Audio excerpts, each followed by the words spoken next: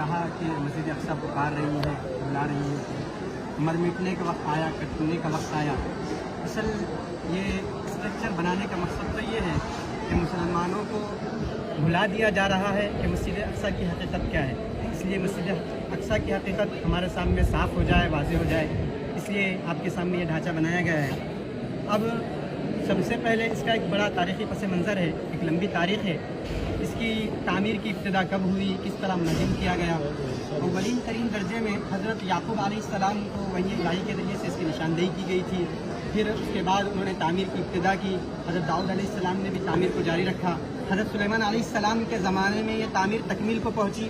حضرت سلیمان علیہ السلام نے اللہ کی عبادت کے لیے یہاں پر ایک گھر بنایا تھا جسے مسلمان مسجدی موسوم کرتے اور مسجدی مانتے، لیکن یہودیوں کا یہ کہنا ہے کہ حضرت سلیمان علیہ السلام نے یہاں پر ایک ہیکل بنایا تھا جسے وہ ہیکل سلیمانی کے نام سے یاد کرتے ہیں، اور اسی بنیاد پر وہ اس جگہ پر اپنا حق بھی جتلاتے ہیں، اور بنی اسرائیل کے اکثر انبیاء علیہم السلام کا یہاں سے تعلق رہا ہے، وہ اسی بنیاد پر وہ اپنا حق جتلاتے ہیں۔ اب یہاں پر وہ ہیکل کو سب سے پہلے جس نے مسمار کیا اور ڈھا دیا تھا وہ بخت نصر نامی ایک بادشاہ ہے، جس نے 589 عیسوی میں اس کو منہدم کر قبل مسیح میں اس کو منہدم کر دیا تھا اور ڈھا دیا تھا۔ اس کے بعد اس نے یہودیوں کو یہاں سے اس شہر سے جلا وطن کر دیا، نکال دیا۔ پھر ایک شہنشاہ فارس جس کا نام سائرس اعظم بتلایا جاتا ہے، اس نے اس علاقے پر اپنی حکومت قائم کی، قبضہ کیا، پھر یہودیوں کو یہاں لا کر بسایا۔ دوسری مرتبہ یہودیوں نے پھر اپنے ایک بادشاہ جس کا نام ہیرود اعظم ہے، اس کی زیر نگرانی میں ایک اور ہیکل تعمیر کیا جسے بھی ہیکل سلیمانی کہا جاتا ہے۔ پھر اس کے بعد ایک رومی جنرل تھا جس نے 70 عیسوی میں اس پورے ہیکل کو مسمار کر دیا، جس کو ٹائٹس کے نام سے یاد کیا جاتا ہے، اس رومی جنرل کو۔ پھر 4 صدی عیسوی میں ان تمام رومیوں نے مسیحیت قبول کر لی اور عیسائی مذہب کو اپنا لیا۔ پھر یہاں پر انہوں نے اس کی بنیاد پر بڑے بڑے گرجے گھر تعمیر کروائے، اپنی عبادت خانے بنوائے۔ اس احاطے کی جو مقدار پیمائش رقبہ ہے کم و بیش 36 ایکڑ پر پھیلا ہوا ہے، اور اس کے ایک جانب بیت الحم نامی شہر ہے جس کو آپ نے گزشتہ نقشے میں جان لیا ہے، وہ حضرت عیسیٰ علیہ السلام کی جائے پیدائش ہے۔ اسی مناسبت سے وہ مسیحیوں کے نزدیک کافی مقدس جگہ مانی جاتی ہے، اور ان کے عقیدے کے مطابق اس علاقے میں حضرت مسیح علیہ السلام کا ایک مقبرہ ہے جو بالکل غلط عقیدہ ہے۔ قرآن اس کی ترجمانی کرتا ہے، بتلاتا ہے کہ حضرت مسیح علیہ السلام کو اوپر اٹھا لیا گیا۔ اب یہ مسیحیوں کے قبضے میں رہا، مسلمانوں کے قبضے میں کب آیا؟ اس کی تاریخ کچھ اس طرح ہے کہ حضرت عمر رضی اللہ تعالیٰ عنہ کے زمانے میں عہد فاروقی میں اس کو مسلمانوں نے اپنے قبضے میں لیا۔ حضرت عبید اللہ بن جراح رضی اللہ کے زمانے میں حضرت عمر رضی اللہ تعالیٰ عنہ کی خلافت کے دور میں اس کو اپنے قبضے میں لیا، اور اس وقت یہ بالکل مسمار ہو چکا تھا۔ حضرت عمر آئے، یہاں پر اس جگہ کو صاف کیا، اس علاقے میں حضرت عمر نے نماز پڑھی اور یہاں پر ایک چھوٹی سی لکڑیوں کی مسجد تعمیر کی تھی۔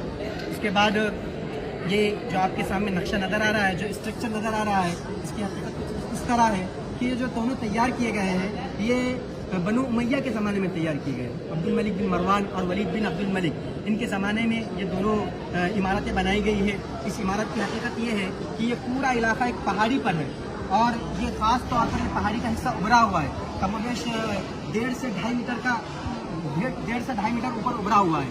اس پر یہ بنایا گیا ہے، اس کا نام قبۃ الصخرہ ہے، اور مسلمانوں کے ذہن میں سوشل میڈیا کے ذریعے سے یہ بات بٹھائی جاتی ہے کہ یہی مسجد اقصی ہے۔ حقیقت یہ ہے کہ مسجد اقصی صرف اسی کا نام نہیں ہے، بلکہ پورے احاطے کو مسجد اقصی کہا جاتا ہے۔ مسجد اقصی حرم قدسی کو، یہ پورے علاقے کو مسجد اقصی کہا جاتا ہے، اور مسلمان جو اس مسجد کو مسجد اقصی کہتے ہیں اس کی وجہ اور بنیاد یہ ہے کہ انہوں نے نماز پڑھنے کے لیے اس علاقے کو خاص کر دیا ہے، اس لیے اس کو مسجد اقصی مسلمان کہتے ہیں۔ اور یہ مسجد اتنی شاندار ہے کہ اس کے اندر سنگ مرمر کے پتھر جڑے ہوئے ہیں، اور مختلف قسم کی کاریگری قرآنی آیاتیں وغیرہ لکھی گئی ہے، اور ایک وقت میں 3 سے 3.5 ہزار لوگ اس میں بآسانی نماز پڑھ سکتے ہیں۔ پھر یہ قبہ ہے جو سامنے بنایا گیا ہے، یہ بھی عبد الملک بن مروانی کے زمانے میں بنایا گیا۔ اب اس پر نقش و نگار جو نظر آ رہا ہے، یہ نقش و نگار خلافت عثمانیہ کے زمانے میں یہ نقش و نگار کیا گیا ہے، اور خلیفہ عبد الحمید اور عبد العزیز کے زمانے میں یہ نقش و نگار ہوا۔ یہ ایسا نقش و نگار ہے کہ یہ اپنی مثال آپ رکھتا ہے، یہ ایسا قبہ ہے جس کی نظیر اسلامی ہسٹری میں پیش کرنا مشکل ہے۔ اور اس پر جو قرآنی آیتیں لکھی گئی ہے وہ قرآنی آیتیں سورہ یاسین کی آیتیں ہیں، سورہ بنی اسرائیل کی آیتیں ہیں۔ اب یہ قبہ اور گنبد کی اصلیت یہ ہے کہ اصل تو یہ لکڑی سے بنا ہوا ہے، چونے وغیرہ سے اس کی استر کاری کی گئی ہے، اس پر جو گولڈن رنگ ہے یہ سونے کا پانی چڑھایا ہوا ہے۔ اب اس طرح یہ جو قبے نظر آ رہے ہیں، اس طرح کے کئی قبے اس علاقے میں موجود ہیں۔ یہ قبوں کی حقیقت یہ ہے کہ اس زمانے میں چونکہ مسجدوں کے اندر ہی درس و تدریس کا بھی کام انجام دیا جاتا تھا، تو لوگوں کی سہولیات کے لیے خانقاہی نظام قائم ہو اور درس و تدریس کا نظام قائم ہو، اس وجہ سے اس طرح کے کئی قبے یہاں پر تعمیر کیے گئے۔ اب اس مسجد کے بازو میں، جس کو لوگ مسجد اقصیٰ کہتے ہیں مسلمان، اس کے بازو میں ایک میوزیم ہے جو 10 مسلمان ادوار کو بتلاتا ہے۔ اس کے اندر 10 مسلمان ادوار کے عجائبات رکھے ہوئے ہیں اور 600 ایسے قرآنی نسخے رکھے ہوئے ہیں جس کو الگ الگ خطوں میں لکھا گیا ہے۔ اب یہ دیوار ہے، اس دیوار کے متعلق مسلمانوں کا عقیدہ تو یہ ہے کہ یہاں پر آپ علیہ السلام کا براق باندھا گیا تھا۔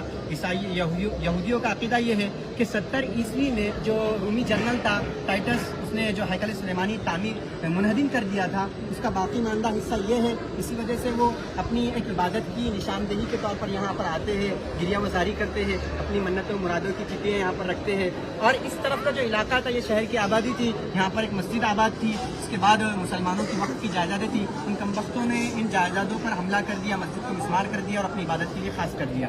اب وہاں پر ایک کنواں نظر آ رہا ہے۔ اس کنویں کی حقیقت یہ ہے کہ اس طرح کے کم و بیش 25 کنویں اس احاطے میں بنے ہوئے ہیں تاکہ جو زائرین آتے ہیں ان کے لیے پانی کا صحیح طور پر انتظام ہو سکے۔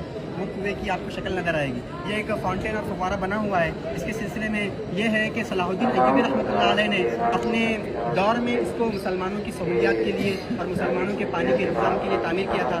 اس باؤنڈری میں کم و بیش 14 دروازے ہیں۔ ایک دروازہ نمونے کے طور پر بنا دیا گیا ہے جس کو گولڈن ٹیمپل کہتے ہیں۔ یہاں پر سلیمان علیہ السلام کا استبل کہا جاتا ہے اس کو۔ پہلے زمانے، اب تو اس کی کوئی علامت اور نشانی باقی نہیں رہی، بلکہ یہاں پر ایک نیچے تل میں ایک مسجد ہے جس مسجد مروان کہا جاتا ہے، اور وہی مسجد کے متعلق یہ بات بھی ہے کہ یہی وہ مسجد ہے جہاں مریم علیہ السلام رہا کرتی تھی، اور یہ اب اس کی کوئی حقیقت باقی نہیں رہی۔ اسی طرح ہم یہ آپ کے سامنے جو اسٹرکچر اور پورا نقشہ پیش کر رہے ہیں، مقصد تو یہ ہے کہ کسی نہ کسی طرح ہمارے ذہن میں مسجد اقصیٰ کی یاد تازہ ہو جائے اور یہ بات ہمارے ذہن میں آ جائے کہ مسجد اقصیٰ کیا ہے، کیا حقیقت ہے، تاکہ ہمارا جو اس سے رشتہ ہے وہ مضبوط سے مضبوط ہوتا جائے اور ہم اس کے سلسلے میں فکر اور کوشش کریں۔ اللہ تعالیٰ سے دعا ہے کہ اللہ تعالیٰ اس بات کی توفیق عطا فرمائے۔